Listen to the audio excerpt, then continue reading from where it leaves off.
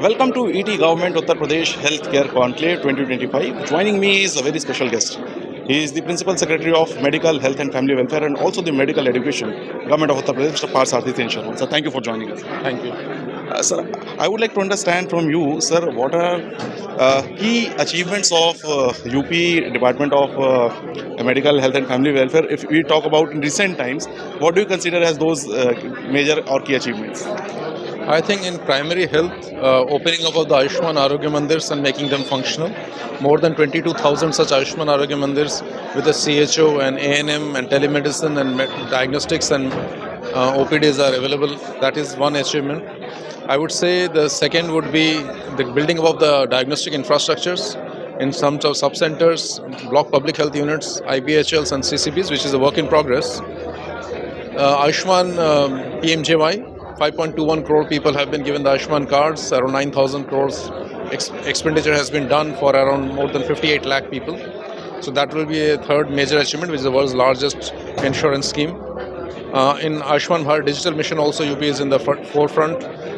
Many of the innovations we have done in UP in terms of ultrasound through empaneled private vendors called e-Rupee voucher scheme, health online monitoring system for the government hospitals, unified disease surveillance portal. These are some of the innovations which only UP has done in the last 2 years.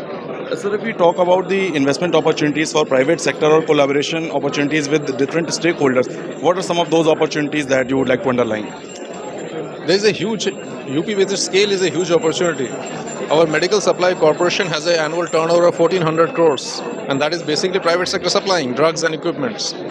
In terms of PPP projects also, all our ambulances, 2200 108 ambulances and 2270 102 ambulances are all run on PPP basis. Our 250 ALSs are run on PPP basis. We have medical mobile units on PPP basis.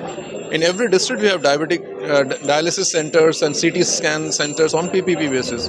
So we have a huge opportunity of right now running of private sector through PPP basis. We have maternal and child health wings which are running on PPP basis right now as we speak. So huge amount of collaboration is already taking place. As you are also heading the medical education department, so the government has given a mandate that each district should have a medical college and a district hospital. So what is progress on that? How is government progressing?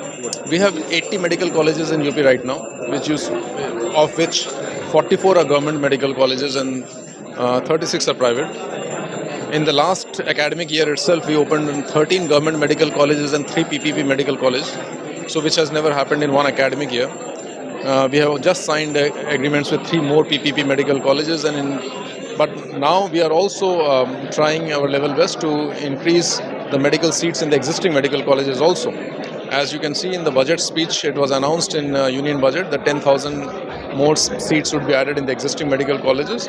So that will also be our endeavor to increase the maximum number of medical seats which are possible in the existing colleges.